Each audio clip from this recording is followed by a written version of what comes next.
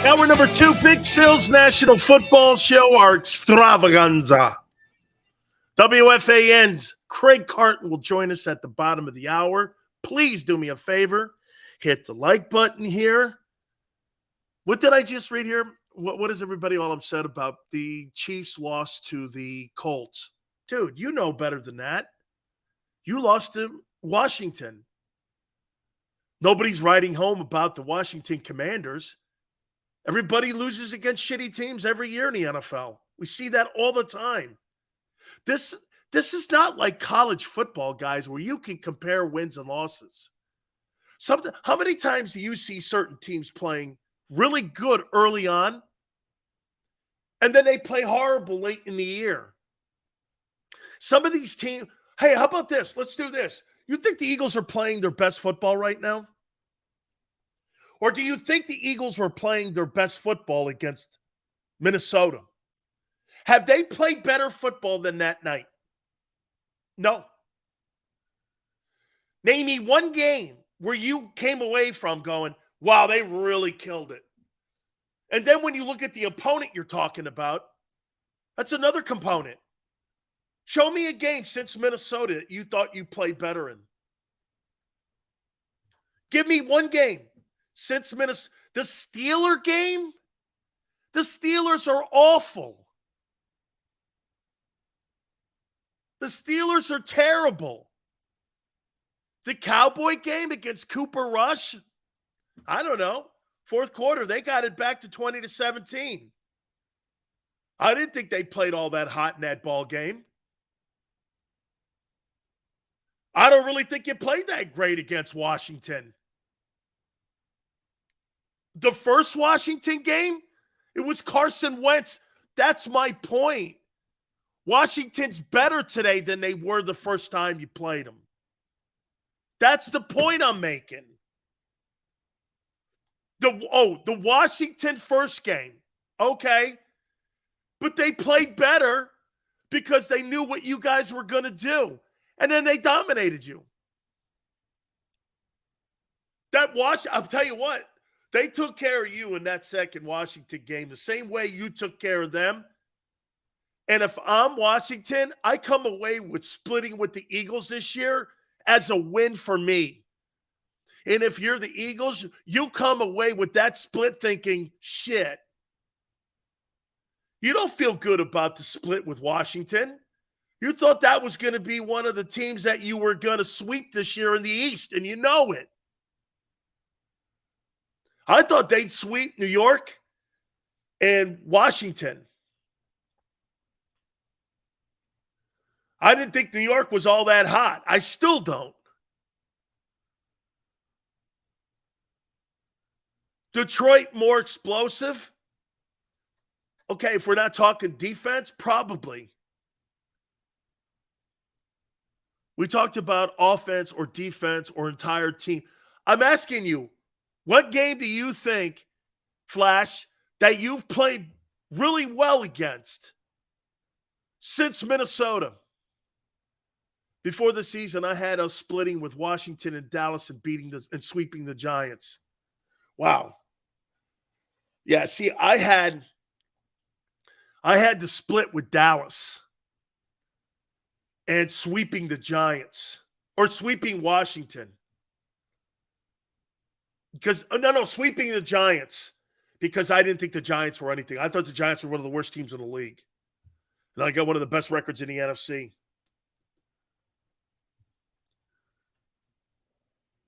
They still have a great head coach in Tomlin. That they do.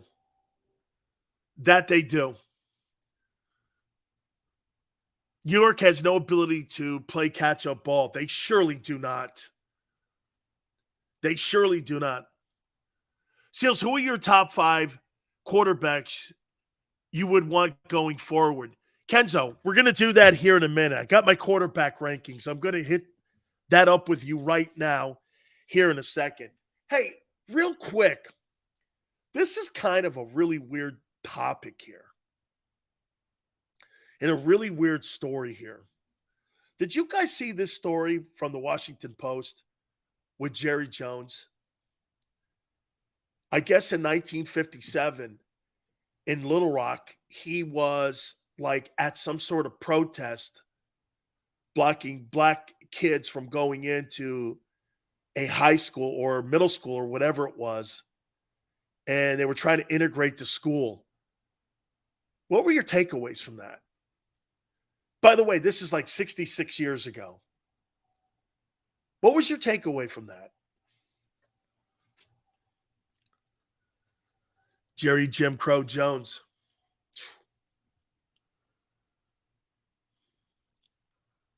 That was a hack job of an article. He's in the back clearly just trying to see what's happening, savvy.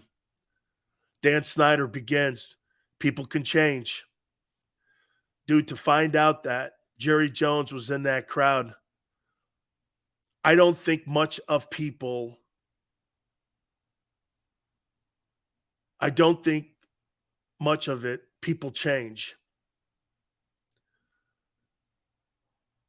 My takeaway is this: old man Jerry is older than dirt. Don't care. Wow, I'm really happy to see some of this. He's always been a bigot. Do you think he is, really? I think a person can change. Or feeling the way it's just me. It's 2022. This gives me hope. Tone, your take. I'll be honest. It's pretty crazy to see, but not really surprised either. He was a product of his era. It is what it is. Doesn't move the needle for me. Well, that's a man of character talking there, Tone. Me too, Dan. People can evolve. Jerry's a Southern good old boy from Texas. Not sure why people are shocked. We have to understand that this country was built on bigotry. Kind of says something about how he reacted to black athletes kneeling. By the way, Cowboys are one of the only football teams that have never hired an African-American head coach. Just to put everything in perspective here.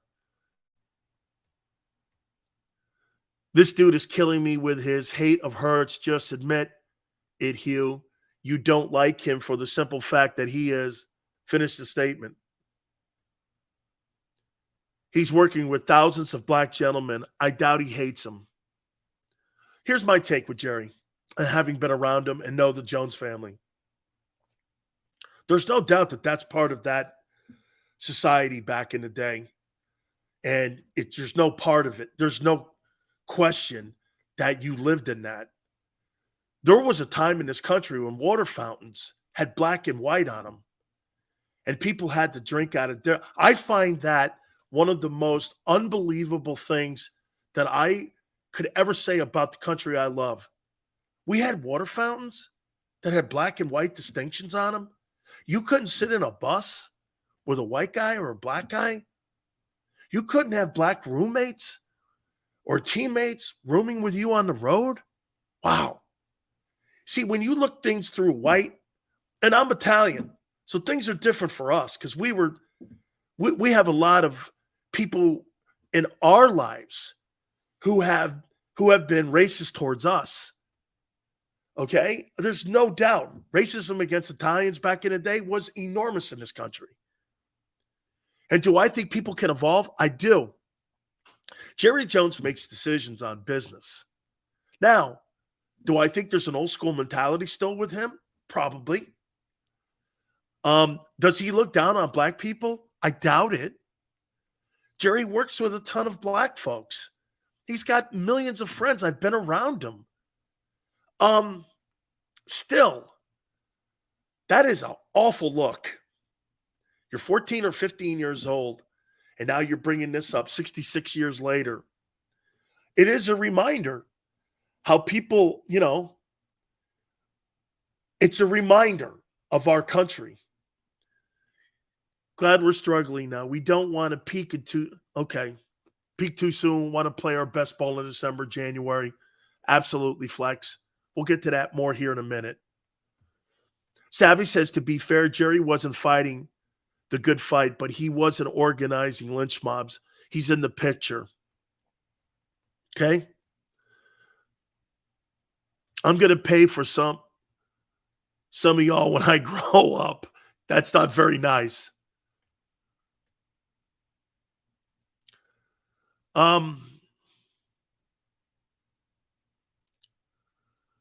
Yeah, Rage. I don't have any different opinion of Jerry Jones. I don't. Jerry's a great guy, man. He's a great guy. That's a very uncool picture that he's in. And when you have to answer for your actions when you were 14 years old, Josh Allen had to answer for saying some really awful things on Twitter. And people evolve.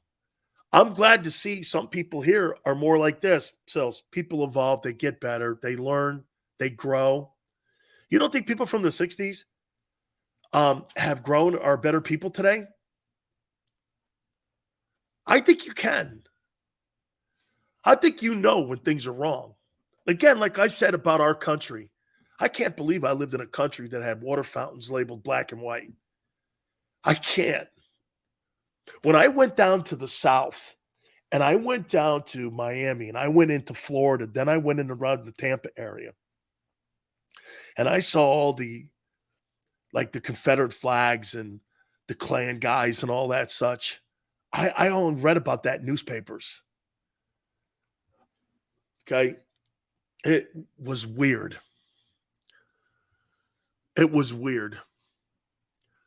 I couldn't believe my wife sent that to me this morning. She says, check this out. Here's your guy. I was like, wow. Equality is promoting anti-white policies nowadays. Hard to teach an old dog new tricks. Steven, I could never sit there and tell an African-American I would never do this. I will never tell an African-American you're wrong on how you see things. You know why? I've never walked in your shoes. I've told you the story before. Me and Michael Irvin going to a gas station for an experiment we did when we were in college. We went to get gas at 11 o'clock at night. The guy turned the pump on for me. The next day, Michael went and did it. He had to come in and pay. And we knew it too. So I hear you. Let's move on. By the way, Craig Carton will join us in a couple minutes. NFL quarterback rankings for the week. You know, I had to revamp this a little bit because I threw this out the other day. And I had to revamp this. I think the guy who's playing the 10th best football right now at the quarterback position is Geno Smith. Geno's playing some of the best football that he's ever played in his entire career. You know, he really thought of as being somebody who was going to be a starting quarterback when he came out of West Virginia. And I got to tell you, man, I am so glad to see what Geno Smith is doing. This guy reminds me of what Rich Gannon did. It's so well-deserved. And now get this. They're working on a 2-year contract extension in Seattle for Geno. How's that? 2-year contract extension. Geno Smith is going to make $25 to $30 million. Way to go. And by the way, who would have thought Geno's a better quarterback than Russell Wilson? Unbelievable. Number 9, I got Tom Brady. Brady's playing ball again. You know, Brady's got 2 picks. Brady's on pace to have the most attempts and completions in NFL history. He's 45. He's 45 years old. Number 8, Garoppolo. I had to put Jimmy in here. Jimmy Garoppolo is playing some great football. 4 touchdowns. Can I tell you the most important thing that he is doing He's throwing the ball away and not being Carson Wentz. He's not being Carson Wentz. This guy is playing smart football. When I watched him in Mexico City, and they were going up and down the field against Arizona, and I watched him actually throwing the ball away, I kept doing this. Who is that? Because everybody knows this about Garoppolo. As great as his record is, 43-19-0. How many times do I constantly throw that at you here? What's the one thing he'll do? He'll throw it to one of the opposing teammates or the opposing team. That's what he does. He's not doing that right now. He's throwing the ball away. That is going to win him a shitload of games. San Francisco has a good football team. That team can win the Super Bowl. That team can run the ball. That team's got some great defenders on it. There's very little that team doesn't have. They got a versatile back. They got a versatile wideout. They got a great tight end. They've got all hey, guys, who's their number 2 wideout that San Francisco has? He's good too. He had a big night against Arizona.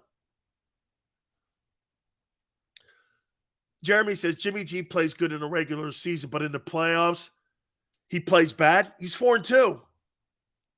How's Garoppolo bad in the postseason when he's 4-2? Jimmy Garoppolo's got more wins than both Dak Prescott. Let me see. Than Dak, than Jalen. Who else? He's got as many wins as Matthew Stafford. Come on, man. This guy's done some good things. So I got him 8. Number 7, I got Lamar Jackson. I'm talking about my quarterback rankings going into week 12 of the NFL. I think it's, Chris, you think their corners are suspect in San Francisco? I think it's their safeties, actually. The Ayuk, that kid is good, man. They got some good ball players in San Francisco. I got Lamar Jackson here at 7. Lamar Jackson has played smarter this year. He's getting down. He's not taking giant hits. My problem with the Ravens is clearly the fact that their football team is not playing good enough on defense. Number 6, I got Joe Burrow here. They got a big game this weekend. We'll talk about those games later on in the program. Our predictions, we always do that, like at around 3:30, somewhere in there, we'll do that. Joe Burrow, Cincinnati. This is a team that started out 0-2 also. I got Josh Allen 5th. You know what's crazy about Josh Allen? I came away with that win last night with the Bills over the Lions, not feeling good about him. How crazy is that? Eastside Monster, appreciate you coming aboard. How you doing, brother? So, I come away with Allen because turnovers in the red zone. Number 4, Dak Prescott. Cowboys look better. And if they get Odell Beckham, we're going to talk about that here in a minute. If they get Beckham, what impact does it have on the Cowboys? Here's your top 3 quarterbacks going into week 12. I got Tagovailoa at 3. Only reason he's 3 and not 2 is because he's missed a couple games. But I think Tua's playing some great ball. I'll say this again about Tua versus Jalen. Tua's a better passer. Jalen's more complete. Jalen's more reliable. Jalen is more durable. Jalen's leadership capabilities, and you know what? what he's gone through kind of matters to me as well. I love that they're hyping Dallas. I'm going to get to that here in a minute. We'll win the division in their house Christmas Eve, and they'll get bounced in wild card weekend by Tampa or the 49ers. Dude, Tua is playing great ball. He really and he's playing exceptional. And I'll say this to you too. Jersey Dolphin, it's the best group of wide receivers that the Miami Dolphins have had since Duper and Clayton. It's the best since Duper and Clayton. I got Jalen number 2. And I got Patrick Mahomes number 1. So here are the 10. Geno Smith, Tom Brady, Jimmy G, Lamar at 7, Joe Burrow at 6, Josh Allen at 5, Dak at 4, 2 at 3, Jalen Hurts at 2, and Patrick Mahomes at 1. Can you believe you're having a conversation about Jalen Hurts now and a conversation with all these great quarterbacks? That's truly a testament to him. It's truly a testament. I mean, at the beginning of the year, you would never have him in the top 10. Now, not only is he in the top 10, he's in the top 3. And we're debating, and the only reason that Hurts is not going to win the MVP award probably is because he's not going to put up the eye-popping, glaring numbers that you see Mahomes or even an Allen put up. But when it comes to the most valuable player to his team, hopefully we're able to catch up with Craig Carton here. And I'm going to ask him, what does MVP mean to you? Is it Patrick Mahomes or is it Jalen Hurts? Tua's lapping Hurts. Tua's got better weapons. He's got better weapons. I mean, Devontae Smith is not going to have 1,000. He may, but I don't think so. There's going to be 1,000-yard receiver on that team. In Miami, there's going to be 2 receivers that potentially could be over 1,500 yards. And no disrespect, Tone, I don't know if you agree, but Jalen Waddle's a better player than Devontae Smith. Waddle's a better player. Last year he had 104 catches for 1,000 yards.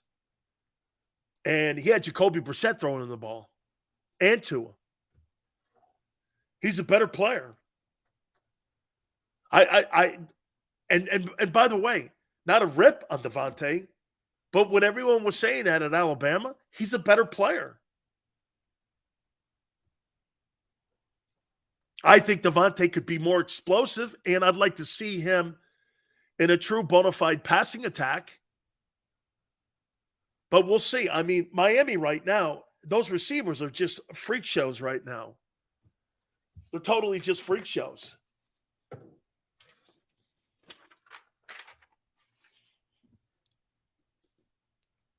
As much as I love Devontae, Waddle is more explosive right now. It's that simple. I think their offense matters too. It does. That's Tone. Absolutely, Tone. Tua's having a great year. He really is. And he's making it so here where I'm going like this. Unbelievable that he's able to get back on a football field too. I want to say this, and hopefully we're able to finish this up before we talk to Craig Carton here. Man, Cowboys get a win.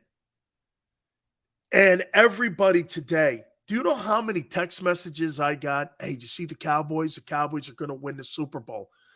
Michael Irvin's on with Stephen A. Smith. They're going back and forth about how the Cowboy offense looks incredible. Beckham is going to be a massive input to that offense and how they're going to approach moving the ball forward. And I'm like, hey, they got to show me that they could be consistent some more. And Dak's got to show me he can win a game against an opponent that he's not supposed to win. That Christmas Eve, that's why in the last hour, I told you guys, dude, if Dak Prescott doesn't beat Jalen Hurts, it's time for Dallas to have a serious conversation on what you want to do with your quarterback spot. Dak's got to win games like that. You can't just be hype. I mean, the Eagles are 9-1. Did they play their best game? Have they played their best football in the last month? No. No, but they're 9-1. They're 9-1. And the Cowboys, what do the Cowboys have? 3 losses? And I'm sitting here thinking to myself, they just got beat by Green Bay. Green Bay ran the ball for over 200 yards on them. Micah Parsons is gloating about how now the MVP award shouldn't be an offense. And I'm like, bro, you're on a 31st ranked run defensive football team. How are you sitting here talking about being the player of the year, not just defensively, but the MVP, when you can't stop the run? The Giants are not a good litmus test. It is absolutely delusional. Way to go, Midas. Cowboy fans are delusional if they think that that team has all the components to win a Super Bowl. Do I think they're playing better since Dak's been back? Yes. Do I think they could really put a scare into Philly on Christmas Eve? I do. But you know what Philly only has to do? Don't be stupid. And you know what that means? Run the ball. Run the ball. Just run it. Okay? Run it, man. Tua is still a blow away from being done. Izzy, that's how I feel too. At the end of the day, we don't have to live with the choices we make. Okay. More delusional fans. Miles Sanders, 757 yards on 156 attempts. Raheem, 543 on 118. Dude, Gainwell, I don't want to see Kenneth Gainwell in games. I don't want to see him in. I don't really think he's all that hot. All right, I'm going to take a timeout, and we're hopefully going to catch up with our friend Craig Carton from WFAN. Please hit the like button. Keep it here on the National Football Show.